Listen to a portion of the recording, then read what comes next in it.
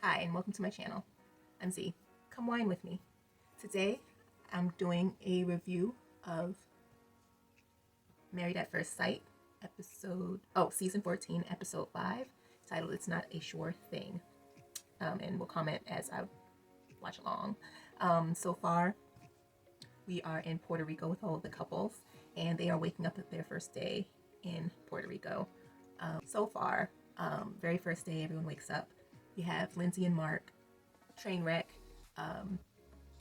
They start off breakfast, and Lindsey is suggesting they make pina coladas, and Mark is pumping the brakes, suggesting he pivots and suggests, sure, how about one? But we don't want to have a repeat of the previous day. He, reminds her, and they do a cut to the previous day where Lindsey is arguing with Elijah and Katina. I guess she had offended them by suggesting that they speak Spanish since they would be in Puerto Rico, and if since Elijah, I guess, indicated an ability to speak some Spanish, she was suggesting that he attempt to do so. I guess that was offensive. I don't know. I wasn't there, so I don't know what really set things off. But they were arguing. They show footage of them arguing in the shuttle bus, and anyhow, so Mark, intervenes to cool things down, and they end up taking separate transportation. Mark indicates that Lindsey went through 3 bottles of wine alone. So when I suggested that perhaps she has an alcohol problem previously, I might not be so far off the mark. We start breakfast, and she's talking about making pina coladas, and her husband is not so enthused and tells her, reminds her and lets us know that she had 3 whole bottles of wine by herself. He didn't say we went through 3 bottles of wine. He said you. That's a lot. So we see that is a little questionable. Then we have, and I'm not going in any particular order, Jasmina and Michael. They wake up. Michael indicates that they had some type of disagreement the night before. Jasmina seems to not really know what he's referring to, or to at least think that whatever disagreement they had wasn't a big enough deal to have to rehash. And she, production cuts to a clip of her speaking to Michael's family where they say, well, he tries to jump ahead of situations, so he thinks really cynically, and because he doesn't want to be disappointed, so he pretty much makes things more difficult than they need to be, as a way of kind of shielding himself from disappointment. He disappoints himself in the front end, so to guard from being disappointed on the back end. Anyway, I guess that's what he's doing, because she says, like, that's my concern here. Like, we're good so long as you chill out, basically. Like, she seems to think he's a little over dramatic. But anyhow, that's where we find them. Then we have Noi and Steve. They seem to be doing quite well. Noi seems to be further along in her affections than Steve, but they don't seem to have any like major disagreements, at least. And she indicates that she's ready to. They did not consummate the wedding, but she's ready to. Oh, I forgot to mention with Lindsey and Mark, when production asked that question to Lindsey, she laughed like a maniac and said something to the effect of, lady never kisses and tells.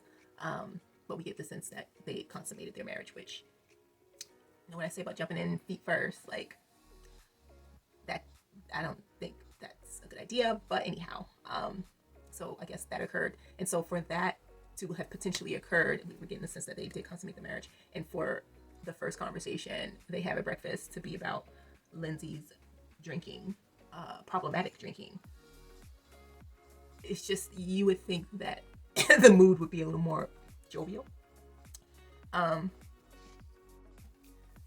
So where are we? Were we at Jasmine and Michael? Anyway, Jasmina and Michael. Tad bit of concern with Jasmina and Michael.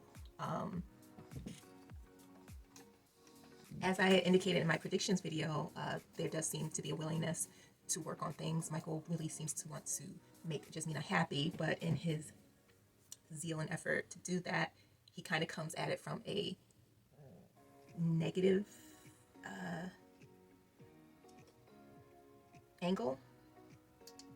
he comes at it from a negative angle as opposed to a positive angle. That makes sense. He comes at it like there's automatically a problem that needs to be solved, as opposed to, letting things be good and chill and making sure that like there really are issues. Like basically, I don't know if he's really trying to, in his desire to guard against problems, he's creating unnecessary ones for some reason. So, yeah, he might want to kind of be mindful of that. Yeah, so Michael should try to steer clear of being too negative. Don't start with nothing, won't be nothing. Just, chill out. Anyhow, then you have, okay, I don't understand why this will not stay. Then you have Katina and Elijah. In Elijah Wan's interview, he seems to suggest that, Katina wakes up. So then we have Katina and Elijah, and in Elijah Wan's interview, he seems to suggest that Katina wakes up with this grin on her face, that she's just so happy, to wake up next to him and see him. He's coming off as mega conceited. And the funniest thing is that when he's talking to Katina, they're talking about, he's like, did I do a good job of cuddling? And she wasn't impressed. And she even starts to talk about how sweaty he is. And then when she does her individual, little, what do you call it, little camera interview, she's like, maybe he should get Botox under his arms because he sweats way too much. Like, it's too much. But it's just funny. You have him like, she's so happy to wake up next to me and I'm so glorious. And she's just like, something's wrong. He sweats too much. He needs Botox. Like, it's just that juxtaposition was kind of funny to me. It's like, okay. I mean, listen, there's nothing wrong with having high self-esteem and thinking that you look great. He clearly works really hard on his body, so much so that he's in Puerto Rico on his honeymoon and he's still getting up early to maintain his gym routine. Nothing wrong with that. It's not something I would do, but I don't exercise, so there's that. And yeah, don't be me, kids. Don't be me. But so yeah, we'll just see how things continue to plug along. But I just thought that was really funny. He's just like, I'm so great. She loves me. She's so happy to see me. And she's like, this man sweats too much. He needs Botox injections. It was funny to me. Funny to me. Noi and Steve. Noi seems very pleased with the match. Thirsty for Steve. I guess that's a good thing, to be thirsty for your own husband. Good. We're starting off good with that. Of course, we have Alyssa and Chris. We already know that's a train wreck. I think it's kind of funny. They do the little subtitles under their names, and hers is Looking for Her Forever Home, which kind of harks back, whatever. It's suggestive of her dealing with rescue animals and stuff. So I just thought that was funny. So she wakes up separate from Chris, and Chris, of course, wakes up in his individual interview. He's talking about how this is not how he imagined his honeymoon to be. He wanted, of course, went through this process because he wanted to be married, and here he is waking up again alone, even after being married. That has to be a gut punch. Alyssa is also having similar sentiments, but we all know that it's because of her. So gonna keep watching. Whoa, this is pretty deep. You guys, I'm trying to get used to this ring light, but can you tell me if this is, I don't know if this is good light or not. Maybe I need to get a bigger one because I feel like this ain't, I don't know. Anyway, sorry. I'm gonna try a different setting. See, I don't like that. No, so yeah, it's gonna have to be this one.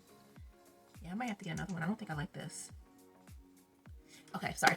Anyhow, so Mark and Lindsey get those pina coladas because Lindsey, she needs to drink today. Not tomorrow, not yesterday, today. So they're getting their drinks and they start talking and discussing their past relationships.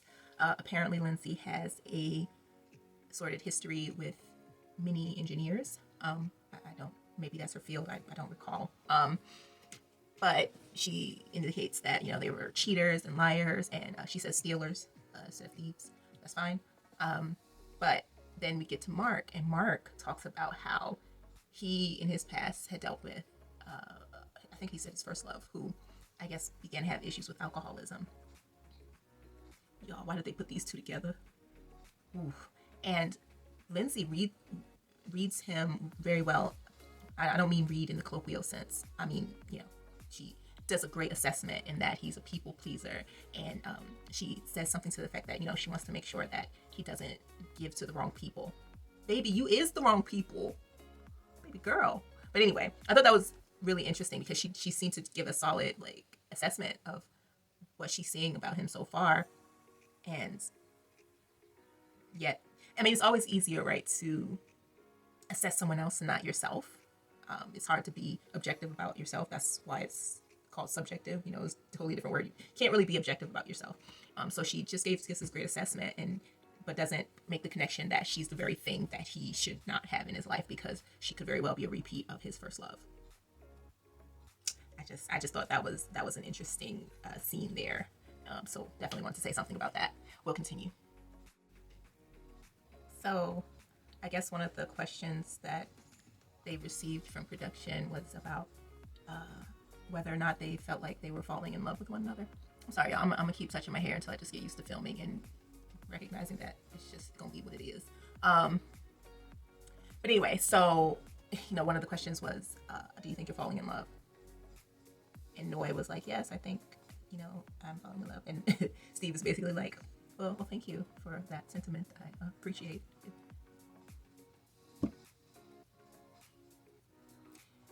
It's too early. He's like, it's day 3. He's trying to basically,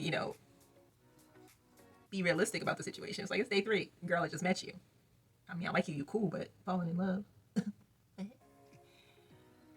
Yeah, I that's like the first inkling that perhaps maybe I'm sorry, I switched it up on y'all.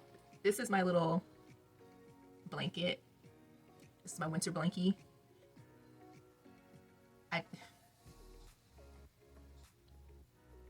pretty much keep a blanket on. I try to take it off when I film so that I don't look crazy, but I pretty much always have a blankie on. Sorry. It's just comfortable, it's not, it's like, it's warm enough, but it's just like, it's comforting. Especially like when you're like watching a show or just hang. When I'm on my couch, I do the same thing. I have blankets on all the couches, and yeah, when I'm on the couch, a blanket goes over me. Even sometimes in the summertime, I'll put a blanket over myself. My feet are almost always cold anyway, so they usually have to have some type of covering. But yeah, sorry, I digress. I just realized that you guys caught me with my blanket on, so I'm just gonna go ahead and keep it on. After pretenses, okay. Let's continue. Noi might be cray cray. That's what I just got out of this exchange here. So we put a pin in the possibility that Noi might be showing us slight indications of being cray cray. Now the next scene is of Elijah Wan. It's my air fryer. I'll put it back. Okay, so apparently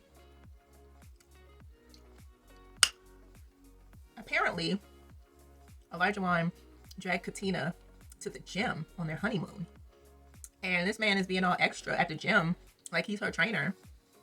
Like, sir, calm your ass down. Ain't nobody paying you.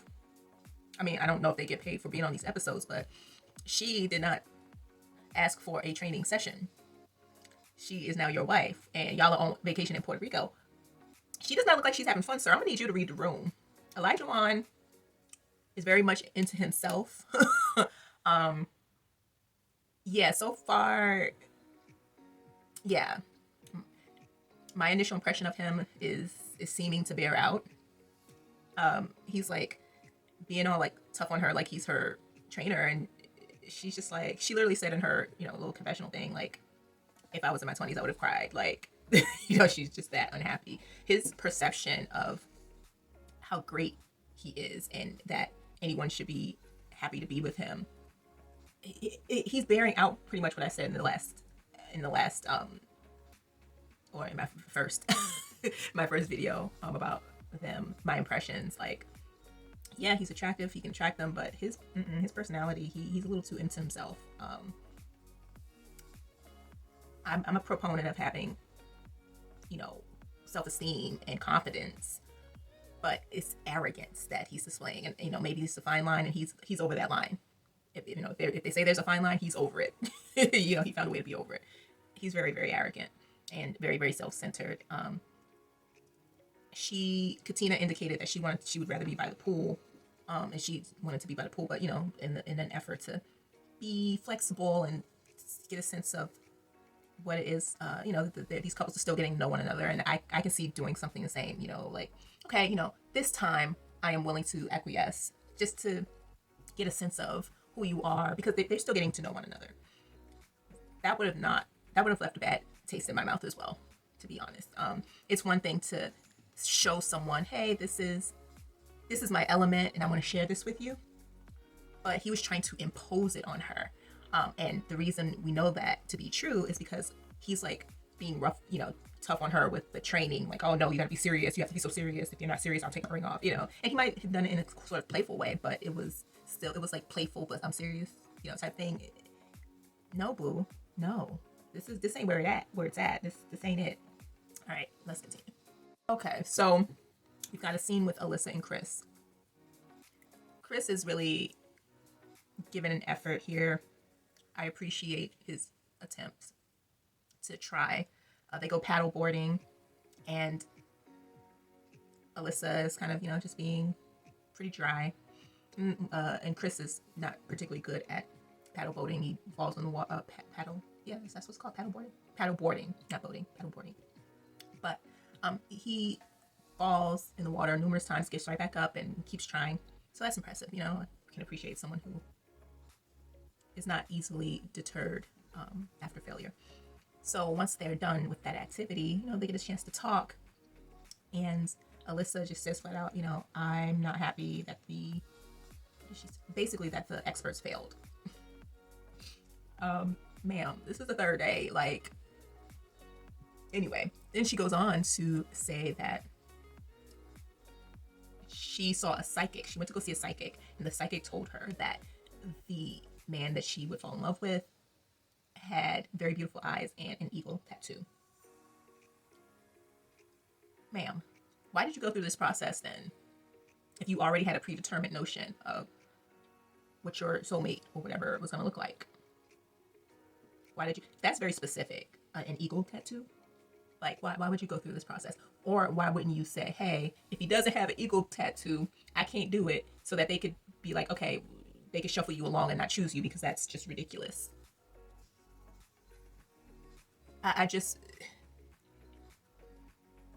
She doesn't make any sense. So we're going to continue. So Jasmina and Michael have a little sit down talk. And poor Michael. She kind of asked him about, she brought back up the issue of him kind of thinking negatively, and she asked him what has occurred in his life to get him to that point, basically. And he says that he saw his brother die in front of him, and shortly afterward his mom died, and his father also passed, and that's, he also had friends and that had passed as well at an early age. I can understand that is very difficult. And he even said himself, he thinks negatively because he's just preparing himself for the worst, and he needs therapy. And I'm not saying that in a negative way. I can understand how that gets him to where he is. I understand that. That explanation definitely makes sense. Given his he might have some type of form of PTSD or something. I don't know, but it makes sense to me that given his background, he would have kind of a scarcity mindset and be afraid of loss. And so as to counter that, he's hyper vigilant. And so Jasmina says to him something to the effect of, try to live in the moment. You're pretty much ensuring that something negative happens by thinking that way, blah, blah, blah. It's not that she's not wrong, but I think his issue, I can completely understand how his issue gets him to who he is today. And I think it would be best handled by a professional, because that's having that kind of loss at an early age, that's going to have an effect on you. And, I hope that is something he comes to understand himself that he would benefit from some type of counseling or therapy, because I think he's going to continue to have the same issues with fearing losing people and inadvertently pushing them away in an effort to keep them, you know. Yeah, anyhow, so that was really clarifying conversation. I thought it was a really good conversation. Gave me clarity and insight into who Michael is, because I see his desire. He wants things to work out. He wants things to work, but he's gonna have, I think, not having dealt with those things properly is gonna keep coming up, and that would be unfortunate, because I think otherwise he probably, he seems like a good dude. So anything. Anyway, let's continue on. Okay, so now we have all the couples on a boat, and they go to, I guess, another part of the island, and the production has separated the girls and the guys. So the guys, go somewhere to chat and chop it up and talk about their experience thus far, and the girls do the same. And so the guys all, go around and talk about their experience so far. Michael talks about his conversation with Jasmina, and he asked the guys what he should do when he starts getting his head like that. But that was really good that he recognized the problem and he's willing to ask for help. Again, I still think he should seek some professional help, but excuse me. But I think that's like a good sign that he is asking for help and recognizing that, okay, yeah, this is an issue, and this is an issue I don't want to come between my wife and me. So I think that's really good. I can't keep up with their names. Mark talks about his experience so far with Lindsey, and he's indicating that his patience, he could see his patience wearing out, basically, which, yeah, he sees that his wife is a lot. Elijah talks about, his morning with Katina and going to the gym. Come to find out, he said he purposely pushed her because he wanted to see if she would react and if she would be honest about not liking how things were going, or with that exercise, or whether she would speak up for herself. And so I don't like that. He's testing her. It leaves a sour taste in my mouth. Why are you testing her? Like, who are you? You're not a professor. Like, what are you doing? My thing is, like, I feel like someone's testing me, I will purposely fail because I am not agreeing to be tested. This isn't school. Like, don't test me. I will fail on purpose. And me failing would mean you being cast to the side. Yeah, I don't like that. But anyhow, he basically admits to purposely pushing Katina to see her reaction and to gauge her reaction or whatnot. And he indicated that he was very pleased with her reaction because she said that she wasn't happy and that she didn't want to do it anymore. And so he was glad to see that he was with someone who would speak her mind and blah blah blah. And then Steve talks about how Noi indicated that she could be falling in love, and how that was like the first hiccup because he had to let her know that this is kind of too early in the process and that we're not there yet on his end, basically, in a gentle way, by reminding her that we're only 3 days in, like, and she did seem kind of disappointed, but that was kind of a hiccup so far that they had to go through. Did I hit everybody? Okay, and so now they go over to the girls, and the girls start talking about their experiences, and Noi also tells the girls about telling Steve how she feels and the reaction she received, not being pleased with that. And then Lindsey gets to talking about how she says she loves Mark, and so girls are congratulating her and whatnot, but girl, what, you love him? It's day 3. What the hell you mean you love him? You don't know him. She gonna stress me out, but it's making for good TV. Lindsey starts sharing with the girls a little bit about her background, and I don't know, Katina blows up because she feels like Lindsey is being fake and that she's not taking accountability for her actions. I'm gonna say that even if I don't know how things progressed here, but I'm gonna actually call Katina out for that, because it just seems like she was too aggressive. It's just like, there's a way to express your discontent in a respectful manner. And since Lindsey apparently had apologized, excuse me, previously, you can still think these things about her, but to take the opportunity where everyone's kind of sharing their thoughts about their relationships and how they feel about stuff so far, it's just like, really, did you have to take that opportunity to be confrontational in the way that you were confrontational? Because you can still confront someone in a way that doesn't have to be disrespectful. For example, like she's like, "Oh, I don't care what blah blah blah."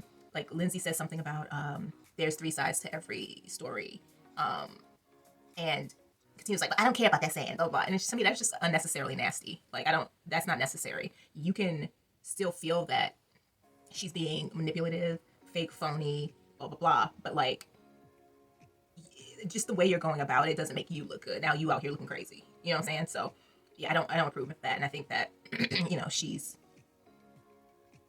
even if she's in the right in terms of how she's perceiving Lindsey, the way the taking this opportunity and this time to just mess up the whole I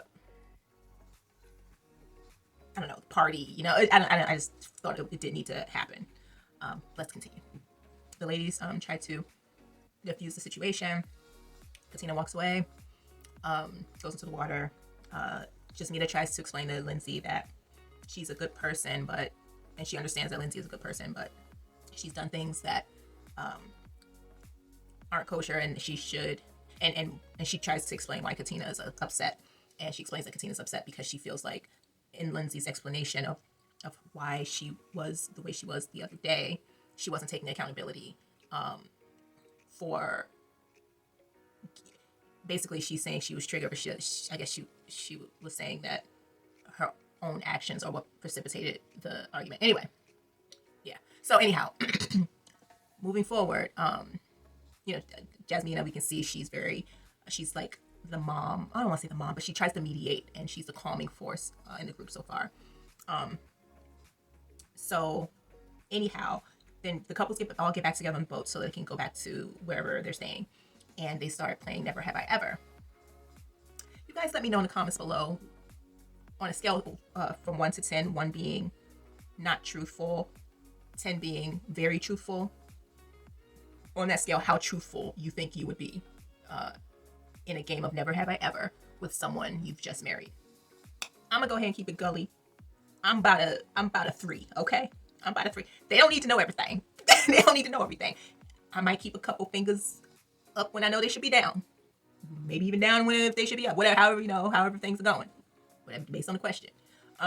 But not only are folks honest, someone asked a question about Never Have I Ever cheated. They put that out there, and Steve puts a finger down, as does of course some others, like Olu, whatever. But Noi seems, she's like taking note, and she's like, ooh.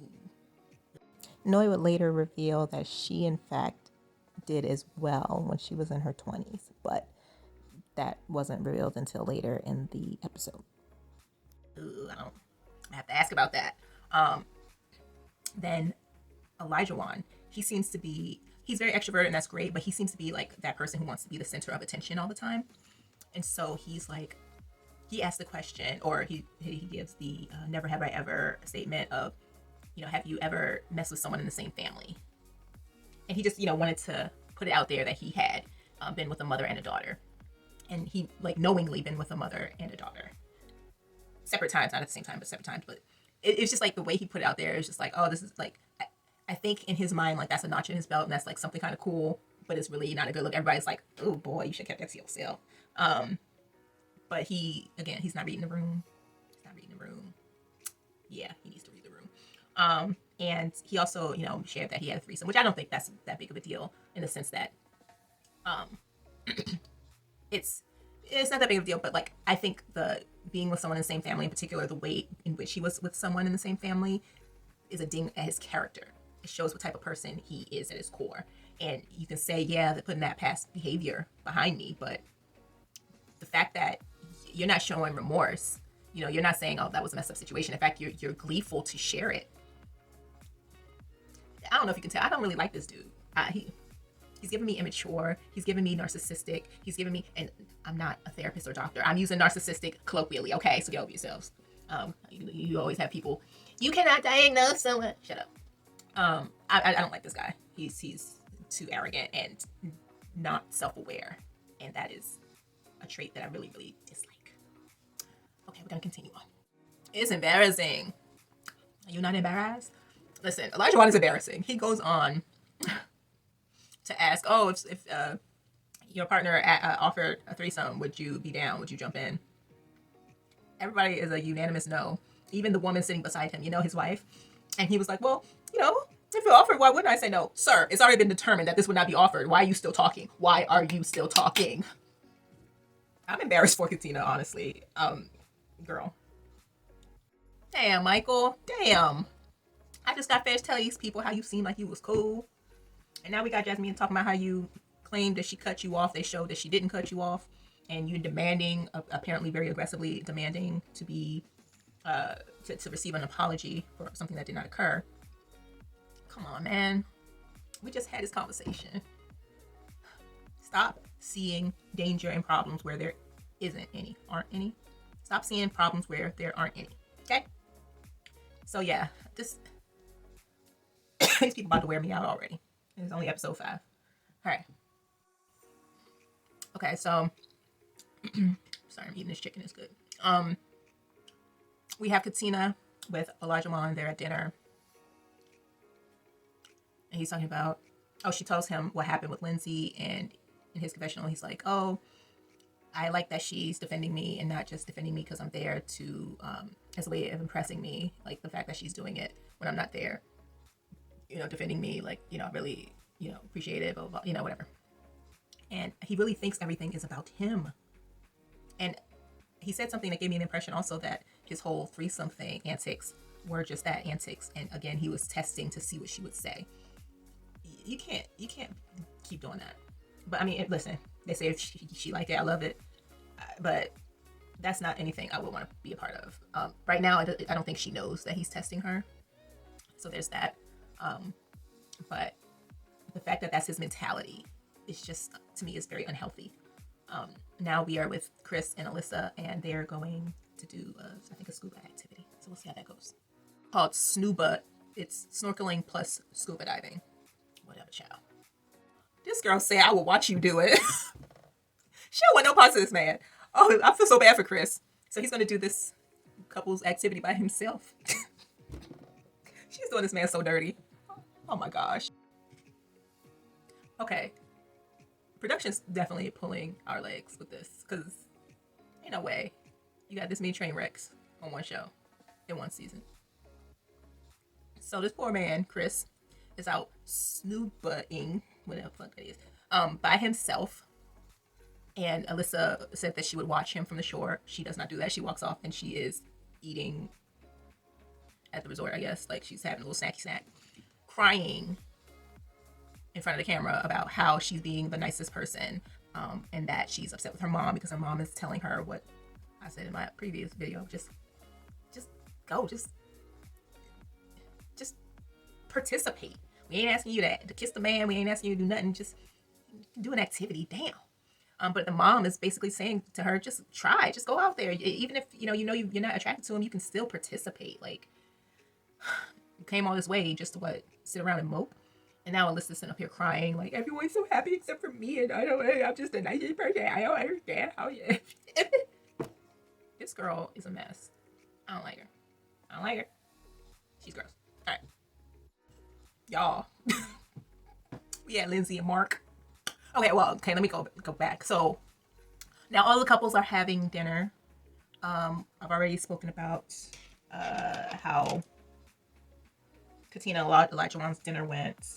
Noe and Steve. Oh no, I didn't say anything about Noe and Steve. Okay, so Noe and Steve, they did a little. They were in the pool. It was boring. I don't even care to talk about it. Jasmina and Michael. Ooh, excuse me. You didn't hear that.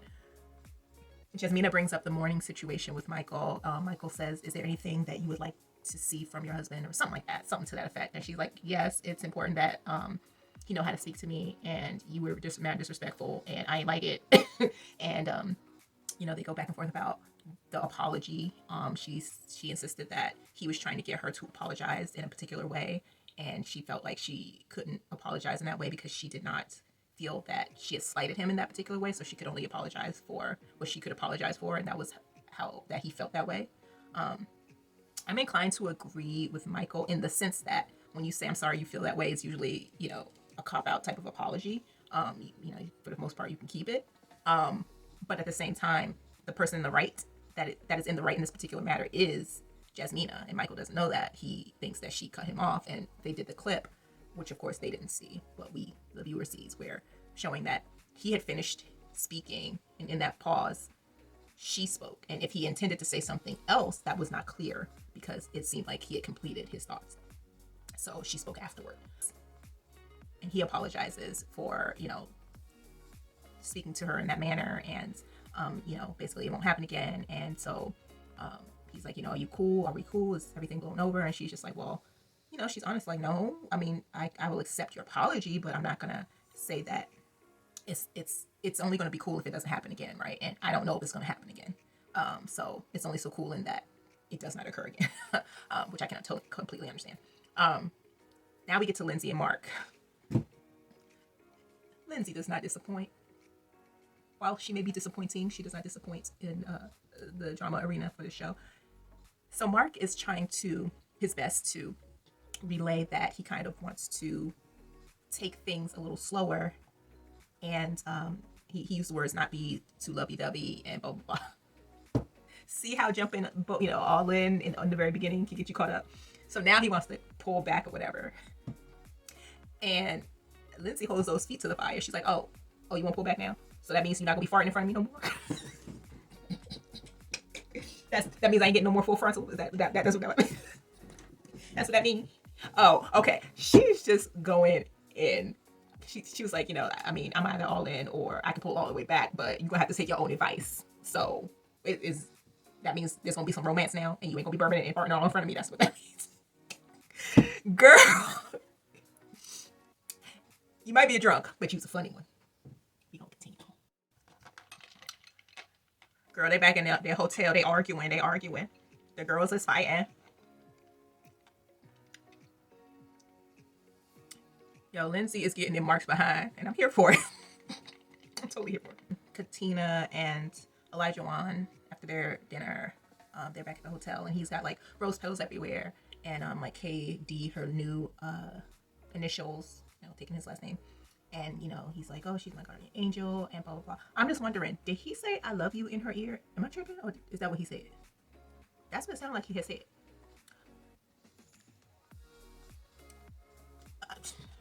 Let me know. Oh, that was nice. He, like, rubbed her feet and stuff. He gave her a little foot rub, and he was, like, promising to be a good husband. Oh, excuse me. And they're like, ooh, black love, yay. But she's like breaking down crying, like, I wish that everyone could feel what I feel right now. It's cute. I give them that. That's a cute scene. Yeah, I give them that. It's a cute little scene. Especially after the fire that was Lindsey and Mark. Okay. It smooths that over a little bit.